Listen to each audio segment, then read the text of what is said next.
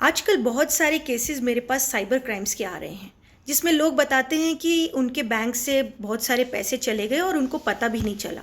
So we the fight for your right campaign decided to educate everybody so that आपके साथ इस तरह के ऑनलाइन फ्रॉड या साइबर क्राइम कोई करने की कोशिश करे तो आप किस तरह से अलर्ट रह सकते हैं, और अगर आपके साथ ऐसा कुछ होता है तो आप क्या कर सकते हैं। सो ऐसा एक केस मेरे पास ये आया कि क्लाइंट ने मुझे बताया कि उसके मोबाइल पे एक मैसेज आया। उसका जिस बैंक में अकाउंट था उसमें लिखा था कि आपका इस बैंक में अकाउंट है, पर्टिकुलर वो बैंक का नाम मेंशन था, जिससे कि व्यक्ति को डाउट ना हो कि ये कोई फ्रॉड है, और ऐसे ही लोग फंसाते हैं। सो ये मैसेज कैसे आया कि मुझे क्लाइंट ने कहा कि एक मैसेज आया कि आपका इस बैंक में अकाउंट है और बैंक ने आपको as a lucky draw winner choose किया है। सो आप इस लिंक पर क्लिक कीजिए तो आपको एक कुछ मनी वाउचर मिलेंगे और कुछ गिफ्ट्स भी मिलेंगे। सो इस तरह से देखो ग्रीड देते हैं ये ऑनलाइन फ्रॉडस्टर्स। तो लिंक पर क्लिक कर दिया मेरे क्लाइंट ने। उस लिंक पर क्लिक करने के बाद से वापस फ़ोन आया। फ़ोन पे उन्होंने बताया कि हम बैंक से बात कर रहे हैं, अभी अभी हमने आपको मैसेज भेजा था, आपने उस लिंक पे क्लिक कर लिया क्या। इस तरह से क्लाइंट से बात की। क्लाइंट ने कहा यस मैंने लिंक पर क्लिक कर लिया है, उसमें एक फॉर्म है तो उसको क्या करना है। तो उन्होंने पूरा गाइड किया फ़ोन पे कि आपको इस फॉर्म को भरना है, वो फॉर्म भरने के बाद आप मुझे सेंड करेंगे तो हम आपको वो वाउचर दे देंगे। सो फॉर्म भरने में उसमें सारी डिटेल्स भरनी थी। क्लाइंट ने वो सारी डिटेल्स भर दी इस उसमें कि उसको तो वाउचर मिल रहा है, गिफ्ट वाउचर मिल रहा है, और वो उस ग्रीड में फंस गया और उसने वो सारा फॉर्म भर दिया।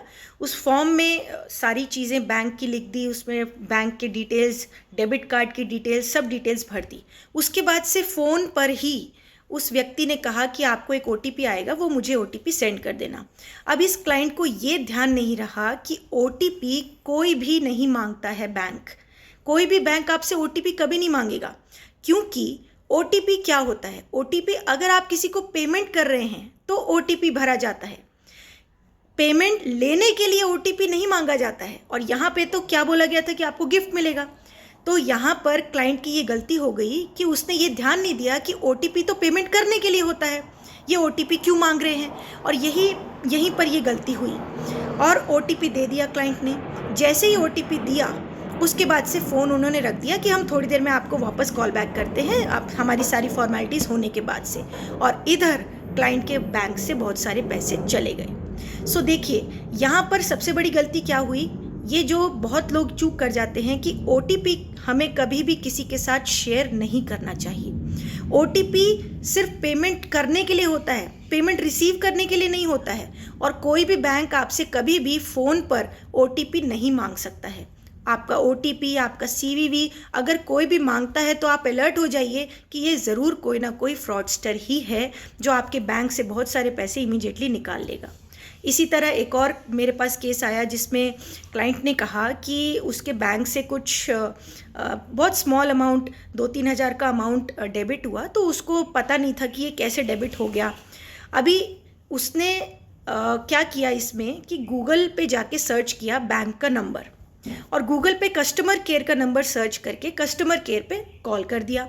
अब कस्टमर केयर पे कॉल करने के बाद से जिन लोगों ने फ़ोन उठाया उन लोगों ने उसको कहा कि अच्छा ऐसा है कि आप अपनी सारी डिटेल्स हमें बता दो। तो बैंक की सारी डिटेल वो पूछते गए और ये बताती गई जो क्लाइंट है। क्लाइंट को ये लगा कि मैं तो बैंक वालों से बात कर रही हूँ, इसलिए उसको डाउट नहीं हुआ कि मैं अपनी बैंक की डिटेल्स बताऊँ कि नहीं बताऊँ, क्योंकि उसको लगा कि मैंने गूगल से जो कस्टमर केयर का नंबर लिया है तो बैंक वालों से ही मैं बात कर रही हूँ, बैंक वालों को मैं सब देती जा रही हूँ। बैंक वालों को उसने अपना क्रेडिट कार्ड का भी नंबर दे दिया, अपना सब डिटेल्स शेयर कर दी, और उन्होंने फिर OTP भी मांगा, OTP भी दे दिया। अब यहाँ पर थोड़ी ही देर में क्लाइंट के बैंक से बहुत सारे पैसे चले गए। अब क्लाइंट ने मुझे कहा कि मैम मुझे तो पता ही नहीं चला कि ये कैसे हो गया, क्योंकि मैं तो बैंक वालों से बात कर रही थी, मेरे अकाउंट से पैसे कैसे चले गए। सो यहाँ पर इस क्लाइंट की क्या गलती हुई थी कि उसने गूगल से कस्टमर केयर का नंबर सर्च किया था। गूगल से कस्टमर केयर का नंबर कभी भी सर्च नहीं किया जाता है। कस्टमर केयर का नंबर कभी भी आपको देखना है तो आप अपनी बैंक की पासबुक में जो नंबर दिया है कस्टमर केयर का, उसी नंबर पे कॉल कीजिए। जो गूगल पर नंबर दिए होते हैं वो फ्रॉड नंबर्स होते हैं, और वो फ्रॉडस्टर्स ने जानबूझ के इसीलिए डाले होते हैं ताकि कोई आए और गूगल पर कस्टमर केयर नंबर सर्च करे और हम उसको अपना शिकार बना लें। सो इस तरह से ऑनलाइन फ्रॉड्स होते हैं। सो आपने यहाँ पर क्या सीखना है कि जो कस्टमर केयर का नंबर है वो आप अपनी पासबुक से ही देखें। अगर पासबुक नहीं है तो आपका जो नेट बैंकिंग का जो पोर्टल है बैंक का प्रॉपर, वहाँ पर कस्टमर केयर नंबर दिया होगा, या फिर बैंक की ऑफिशियल जो वेबसाइट है वहाँ पर जाकर आप नंबर लीजिए। डायरेक्ट गूगल पर जाकर सर्च करेंगे तो वो नंबर कभी भी सही नहीं होगा। तो यहाँ पर इस क्लाइंट ने कस्टमर केयर पे गलत नंबर पे कॉल किया, इस वजह से ये उस ऑनलाइन फ्रॉड में फंस गई और इसके अकाउंट से, क्रेडिट कार्ड से बहुत सारा अमाउंट जो है वो चला गया। सो अब यहाँ पर क्या करना चाहिए अगर आपके साथ भी कभी ऐसा हो जाता है और आप अलर्ट नहीं रह पाते हैं। मैंने आपको कुछ बातें तो बता दी कि अलर्ट किस तरह से रहना चाहिए, और आपने अपना OTP किसी से शेयर नहीं करना चाहिए, कस्टमर केयर का नंबर आपने गूगल से सर्च नहीं करना चाहिए, और अगर आपको कोई फॉर्म भरने के लिए बोल रहा है जिसमें आपकी सारी बैंक की डिटेल्स मांग रहा है तो वो कभी नहीं भरना चाहिए। बैंक इस तरह के फ़ोन नहीं करता है, बैंक इस तरह के मैसेजेस नहीं करता है। अगर कोई आपसे पूछ रहा है, मांग रहा है, तो वो ऑब्वियसली कोई फ्रॉडस्टर ही है। लेकिन अगर ऐसा हो जाता है कि आपको नहीं पता चलता है और आपके साथ इस तरह का केस हो जाता है तो क्या करना चाहिए? सबसे पहले आपने इमीडिएटली बैंक में फ़ोन करना है। बैंक के मैनेजर का नंबर है तो आप उसके पास फ़ोन कीजिए, नहीं तो बैंक का जो ऑफिशियल नंबर है, बैंक का ऑफिशियल नंबर जो कि बैंक की वेबसाइट पे होता है या पासबुक में होता है, उसी कस्टमर केयर के नंबर पे ही फ़ोन कीजिए बैंक में। और बैंक में फ़ोन करने के बाद आप बोलिए कि मेरा अकाउंट फ्रीज़ कर दो, ताकि अगर कोई स्मॉल अमाउंट अभी निकली है और आगे फ्रॉडस्टर और भी अमाउंट्स निकाल सकता है तो वो वहीं पे रुक जाए। और अगर आप इमीडिएटली बैंक में फ़ोन करके अपनी डिस्प्यूट रेज कर देते हैं तो कभी कभी ऐसा भी होता है कि जो फ्रॉडस्टर ने जो अमाउंट आपके बैंक से चुराया है वो अगर उसने किसी ई वॉलेट में रखा है तो इमीडिएटली एक्शन लेने से वो ई वॉलेट का पैसा वहीं पे रोक के वापस लिया जा सकता है, अगर आप जल्दी से जल्दी ये चीज़ कर ले तो। और उसके बाद से आपने क्या करना है, ऑनलाइन कंप्लेंट करनी है।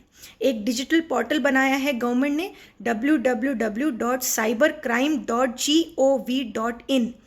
इस वेबसाइट पर जाकर आप ऑनलाइन कंप्लेंट कर सकते हैं, और ये ऑनलाइन कंप्लेंट जो साइबर कंप्लेंट आपकी होगी ये प्रॉपर कंप्लेंट मानी जाती है। इसलिए ज़रूरी नहीं कि आप पुलिस स्टेशन जाएं और वहीं पे आप जाके कंप्लेंट करेंगे तो ही कंप्लेंट प्रॉपर मानी जाएगी, लेकिन ये जो ऑनलाइन कंप्लेंट है ये भी प्रॉपर कंप्लेंट मानी जाएगी। और इसमें जो आपको नंबर मिलेगा उस नंबर से आप आगे बैंक में डिस्प्यूट रेज कर सकते हैं, आप पुलिस स्टेशन में भी जाके इसका फॉलोअप ले सकते हैं और पुलिस को जाके बोल सकते हैं कि मेरी इन्वेस्टिगेशन कीजिए। क्योंकि इन मामलों में अगर आप जल्दी से जल्दी एक्शन लेंगे तो कभी कभी चांसेस होते हैं कि आपका पैसा आपको तुरंत वापस मिल जाता है, क्योंकि अगर वो फ्रॉडस्टर ने किसी ई वॉलेट में रखा है तो वो वहाँ से वापस बैंक में ट्रांसफ़र किया जा सकता है। सो इमीडिएटली आप कंप्लेंट करें और ऑनलाइन कंप्लेंट करें www.cybercrime.gov.in पर। सो ये कुछ बातें हैं जो मैंने सोचा कि आप सबको बताई जाएं, जिससे कि आप अलर्ट रह सकें और आप किसी के साथ भी साइबर क्राइम की कोई कंप्लेंट होती है तो आप इस तरह से प्रोसीजर कर सकते हैं।